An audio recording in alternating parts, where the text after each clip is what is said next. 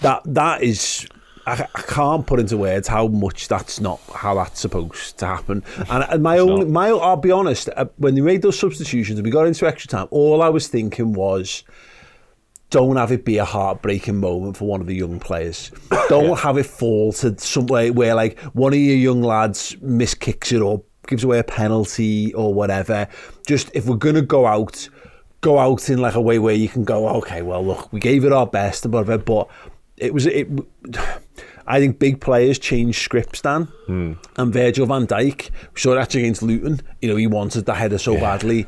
He gets the one chalked off, which you've mentioned already, which is still, me and my dad were saying during the game, you learn a new rule every single time they bring VAR in. Liverpool score a goal. Oh, yeah. Basically, yeah, absolutely, yeah. But Virgil, you could see, he's the captain, and he's taken to that captaincy, and I have to admit, I was sceptical about giving him the captain's armband. I wasn't sure if he had like that fight or drive in him. My God, what a performance. Yeah, he proved me wrong as well. I was in the same boat as you, to be honest with you. Obviously, absolutely adore him as a footballer. I think he is the best to ever do it, to be honest. But when it comes to being that leader, being that guy who's going to really sort of take us forward from the front and grab us all by the scruff of the necks, I had my reservations, but I am wildly inaccurate on that because he absolutely is that. He is that handsome, and he's shown it this week, especially. I think in the face of adversity a little bit, he's really come into his own as that leader, as that captain, because he's seen people, his key teammates, dropping by the wayside and going, okay, I need to step up here, I need to drag these lads with me, and he's done it brilliantly today. It was one of them, like, obviously we see the disallowed goal and he laughs at that decision. It is laughable, quite frankly. He's not annoyed by it, he's not berating the ref, he just goes, okay,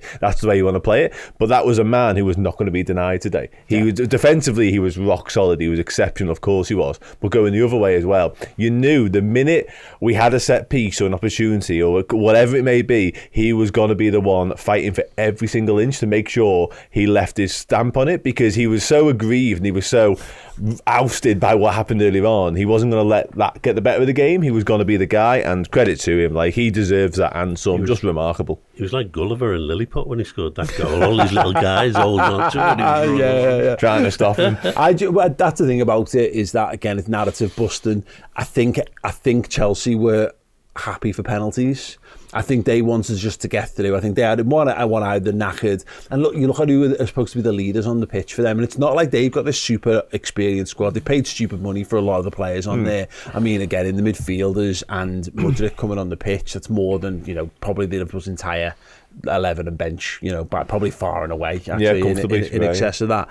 But like Chilwell, he his legs were falling off. He was a bit of a narc all game. He was trying to play like these head games with the young lads around him, and he come across looking like a bellend, and the whole Chelsea thing just looks a mess, which is great. And it's a shame, because I like what you're saying. They came out kicking us, didn't they? They came out aggressive and nasty. Yeah. And in the end, they were powder puff. But that's what happens, I think, when teams are... We've seen it with Everton over the years, where they go, right, well, we're not sure we're technically good enough to do this, so go out and show heart. And when you ask a bunch of players whose game it isn't naturally to be physically aggressive, they're just shit, and they do stupid things, and it ends up being a bit on the wrong side of fairness. So that's another thing. Liverpool rose above the potential nastiness of the game. Yeah, certainly the youngsters, because there's a moment whereby you thought, okay, if this is the way they're going to play it, how do we react to that? And we reacted like consummate professionals, even the very inexperienced lads, which again is testament to them and their mentality and their psychology as well, which is just remarkable. We've been sort of waxing lyrical about the academy in recent weeks, and rightfully so, but again today, when it comes to sort of the physical battle, was another reason to do exactly that. But for me, Chelsea, like, it's almost as if they were affronted and a little bit embarrassed by what's going on, because given sort of the disparity in what they cost and what we had on the pitch, certainly by the end of it, they should have been by far and away clear in that game in every single department, but because they weren't, they felt like they were getting a little bit annoyed. Just like, how is this happening? Like, how is this kid running rings around me? And they were getting so pissed. It's like when you play five-a-side and the young lad comes, he's just better than you, and I'm going to kick him because I don't really know what else to do. That's kind of how it felt. No, I agree. The embarrassment factor is fascinating, because Liverpool, I think, played on the psychology of that, and we've done that to Everton over the years, where we used to pick like really weak teams against them, and that's what that is saying. That's, if you're in the Chelsea dressing room, they're going, oh my God, Jurgen Klopp thinks we're shit. He thinks we're so shit that he's putting kids up against us here, and they haven't got the mental fortitude to drag themselves above and beyond that. And so when the game's not going their way, they don't know how to conduct themselves. I think the opposite of that is true as well, though. I think at the start of extra time, they've come out thinking this is going to be, our cup. Yeah. We're playing against a load of kids and we're just going to, walk all over them. And the opposite was true. And by half time and extra time, we were so much better than them. We were controlling the game.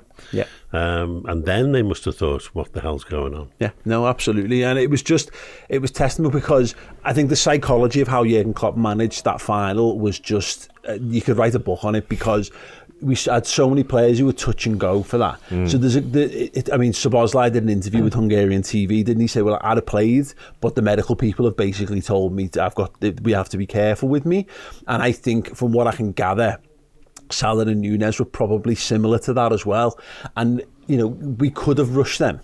And I think you see this happen all the time in finals. I think back to France 98 with Ronaldo. I think Ravanelli in the cup final for Middlesbrough against Chelsea. Whenever you lose a talisman and you rush them back, it's almost like giving up the final. Harry Kane against us, by the way. Yeah, absolutely. Yeah, great shout. Yeah. And in choosing not to do that, in choosing fit lads, you put all your trust in them. And again, for as much as Jurgen Klopp's telling Chelsea, I think you're shit, he's telling our lads, I think you're brilliant. I'm telling Mohamed Salah and Dominic Szoboszlai and Darwin Núñez to have this one off, because there's bigger fights to come, because you guys have got this. And honestly, he's got that ability to make you feel like 10 feet tall just by a couple of passing words.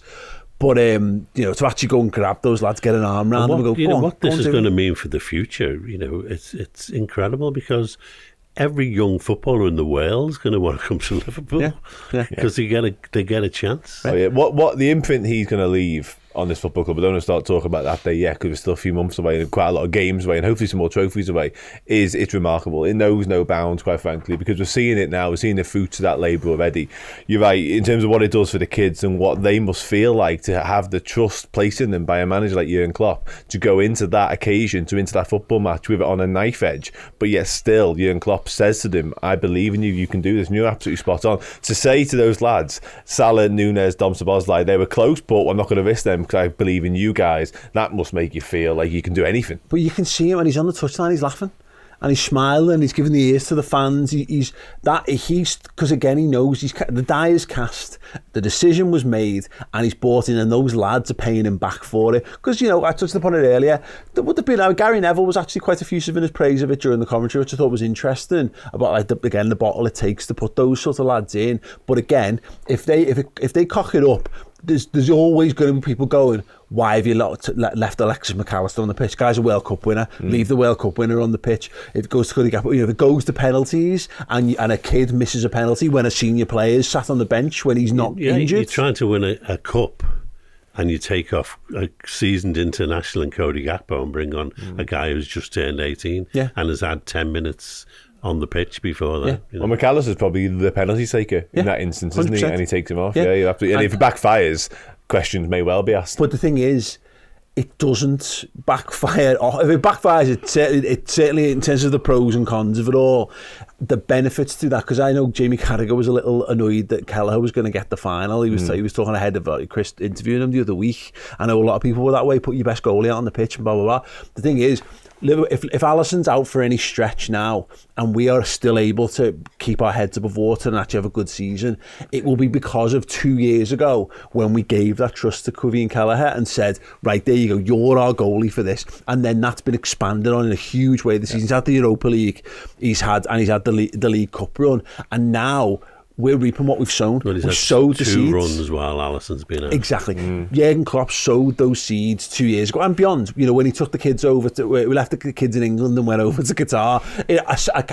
A pleasant byproduct of that, which you can never predict, is that there's Kelleher now, good enough to be a first choice goalie for Liverpool. Is he as good as Alisson? Doesn't matter right now. He's good enough to be a Liverpool goalie, and he's good enough to win games of football for us. So yeah, and ultimately an absolute masterstroke from Jurgen Klopp in terms of how he's conducted himself there. It goes to show his genius. They turned down an offer from Forest on deadline day, and that must have done Kelleher the power of good to say that Liverpool want to keep me. Even though they could have had 15 million or something. Yeah, exactly, and that's ultimately where we're at with that. Is that this is Jurgen Klopp will want to push all the thanks over to the young lads, and absolutely, because they're the ones who've gone and run the hearts out on the pitch, and the senior lads who are still left stand, the ones who played the full game, like Wataru Endo, not even mention him, sensational. He's going to get a big chat on the player ratings podcast, by the way. But you know, all of the senior lads dug deep. The young lads are absolutely brilliant, but ultimately, this is the sum total of Jurgen Klopp's 8.5 years in charge. Meant that those lads who've been in they were kids when he came in the club, and they're able to contribute to this, and he's put his trust in them.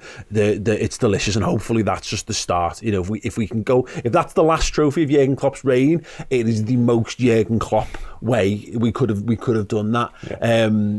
And yeah, hopefully it's just a sign of that we're going to have an absolutely brilliant season from here on in. But ultimately, it's a piece of silverware in the bag.